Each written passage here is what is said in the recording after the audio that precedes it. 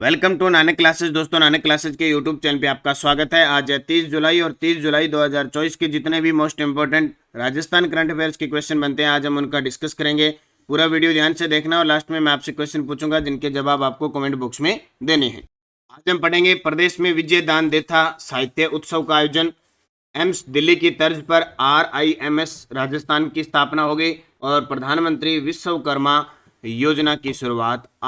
आज की वीडियो में हम पढ़ेंगे कल हमारे राजस्थान के मुख्यमंत्री भजनलाल शर्मा ने जो बजट पेश हुआ था 10 जुलाई को, उसमें परिवर्तित बजट 2024-25 पेश किया।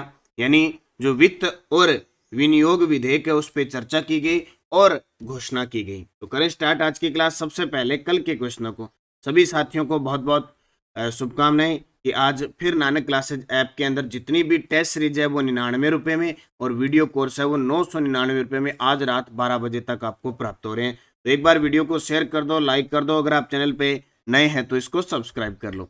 देखो, कल हमने क्या पढ़ा कि राजस्थान के नए राज्यपाल तो हरिभाऊ किशन राव बागड़े। पेरिस ओलंपिक 2024 में मनु भाकर ने 10 मीटर एयर पिस्टल में कौन सा पदक दिलाया भारत को? कांस्य। राजस्थान के किस क्षेत्र में कुल्हाड़ी बंद पंचायत अभियान का संचालन किया जा रहा है? रणथंभौर। नशे की बढ़ती प्रवृत्ति की रोकथाम और नशा मुक्त बनाने के लिए किस जिला प्रशासन द्वारा ऑपरेशन सीमा चलाया जा रहा है? श्री गंगानगर। और राजस्थान विधानसभा में युवा संसद का आयोजन किया गया कब? 27 जुलाई 2024 को। और राजस्थान राज्य के सभी उपभोक्ताओं को शुद्ध खाद्य वस्तु उपलब्ध करवाने के लिए सरकार द्वारा 26 अक्टूबर 2020 से कौन सा अभियान चलाया जा रहा है? शुद्ध के लिए युद्ध अभियान। वर्ष 2022-23 में बाजरा फसल के उत्पादन में कौन सा राज्य प्रथम स्थान पर रहा? राजस्थान। और मैदानी क्षेत्रों में प्रधानमंत्री आवास योजना ग्रामीण 2024 के अंतर्गत केंद्र और राज्य सरकार का योगदान 60-40। ये 3% जो कल परसों छात्रावास अधीक्षक का पेपर था उसके अंदर आए थे। इसका टेस्ट आपको नानक क्लासेज ऐप के अंदर चल रही टेस्ट सीरीज में मिल गया डेली, क्योंकि डेली टेस्ट मिलता है, वीकली टेस्ट मिलता है और मंथली टेस्ट मिलता है। अब जैसे जुलाई मंथ पूरा हो गया तो उसका टेस्ट मिल जाएगा, उसकी PDF आप प्रिंट निकाल सकते हो। तो वैसे ये 200 रुपये का एक साल का करंट अभी आज ये मात्र 99 रुपये में आपको शाम तक मिलेगा। तो करें स्टार्ट आज की क्लास। इंपॉर्टेंट और टेलीग्राम ज्वाइन कर लो नानक क्लासेस शिव सर, ताकि आपको क्विज भी मिल जाए और आपको PDF भी प्राप्त शाम तक हो जाए। तो आज का पहला प्रश्न, आज सारे परिवर्तित बजट पर चर्चा करेंगे, टोटल के टोटल इंपॉर्टेंट प्रश्न। ग्रामीण क्षेत्र के निवासियों को भी शहरी क्षेत्र के समकक्ष सुविधाएं प्रदान करने हेतु प्रथम चरण में कौन से पथ निर्मित किए जाने की घोषणा है? ये लो भी, शहरी क्षेत्र में जो सुविधाएं प्रदान होती है सरकार ने कहा कि वैसी ग्रामीण भी हो, ग्रामीण जो निवासी हैं उनको भी शहरी जैसी सुविधाएं मिले।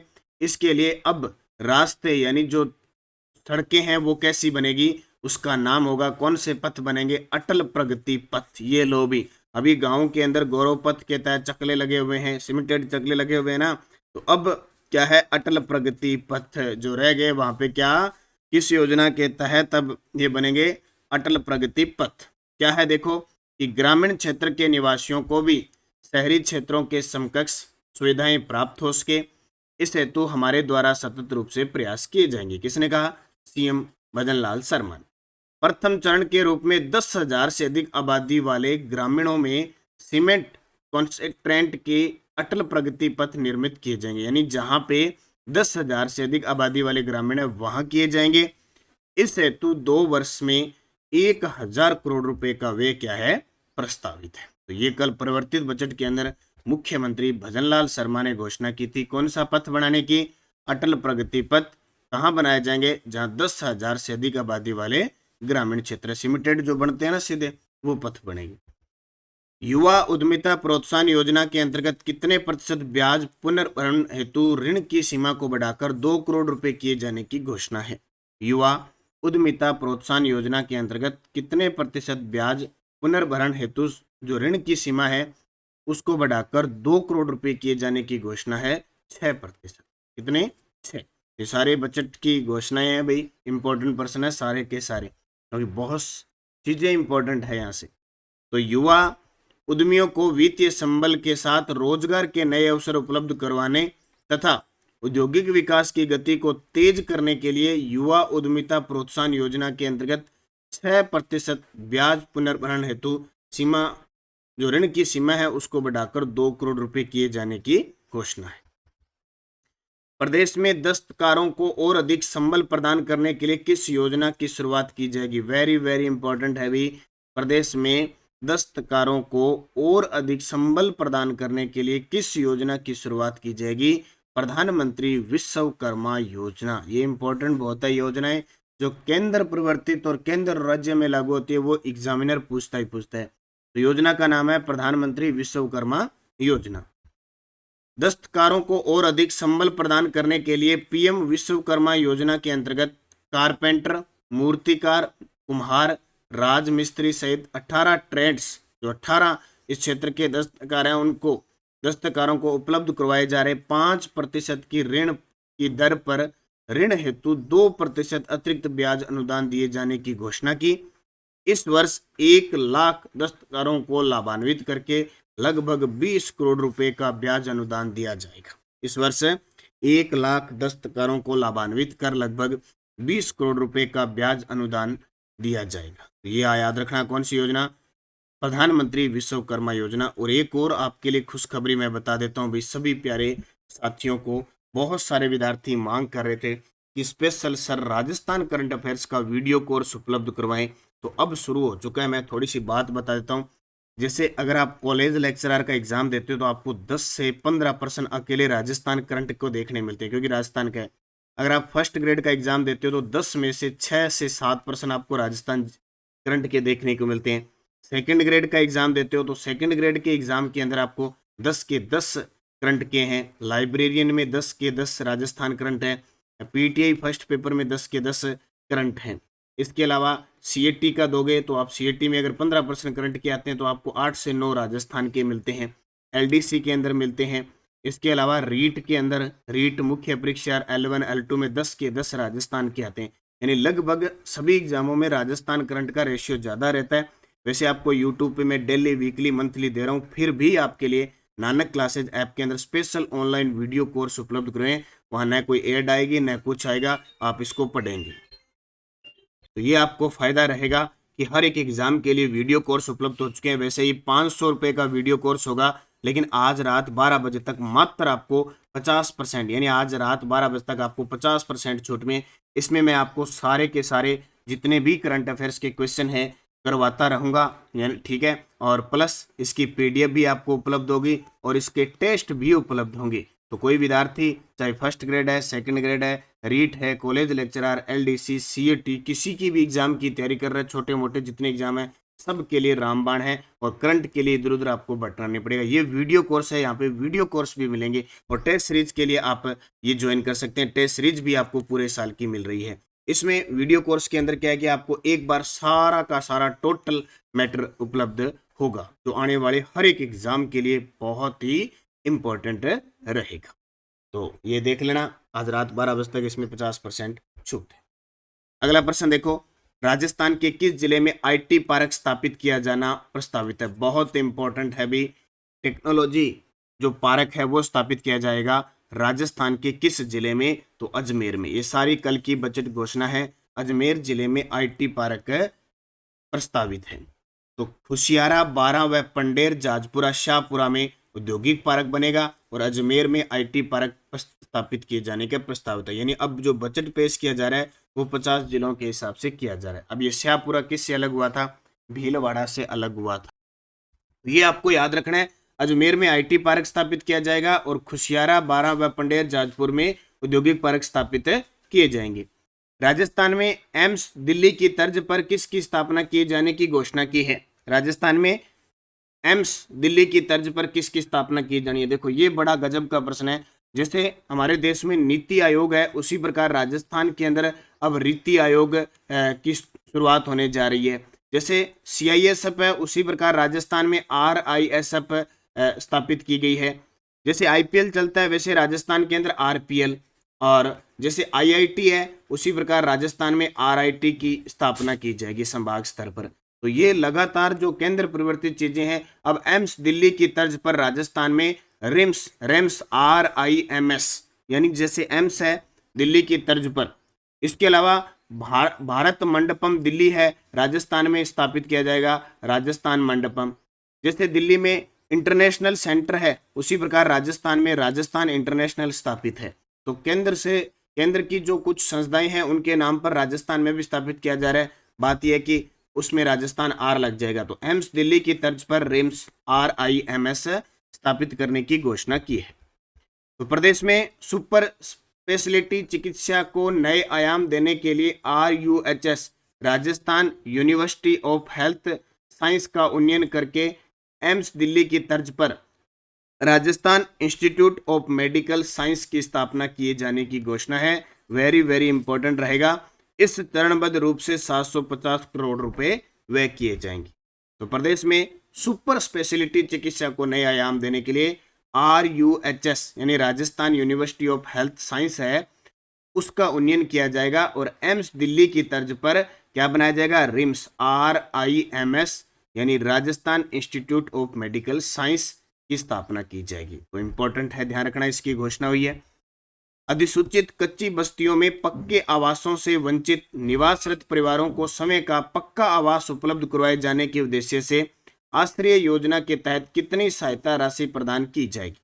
जो अधिसूचित जो कच्ची बस्तियां हैं, वहां पक्के मकानों से, अभी भी पक्के आवासों से वंचित जो परिवार रह रहे हैं, उनके समय का आवास उपलब्ध करवाने के उद्देश्य से एक योजना चलेगी जिसका नाम है आश्रय योजना, और उस आश्रय योजना के तहत 1 लाख रुपए की सहायता राशि दी जाएगी। कितनी? 1 लाख रुपए की सहायता राशि। तो अधिसूचित कच्ची बस्तियों में पक्के आवासों से वंचित निवासरत परिवारों को समय का पक्का आवास उपलब्ध करवाने के उद्देश्य से आश्रय योजना यानी अटल इन सेतु सलम हाउसिंग रिडेवलपमेंट, ठीक है, योजना यानी आश्रय। फुल फॉर्म देखो, एग्जामिनर फुल फॉर्म हो सकता है।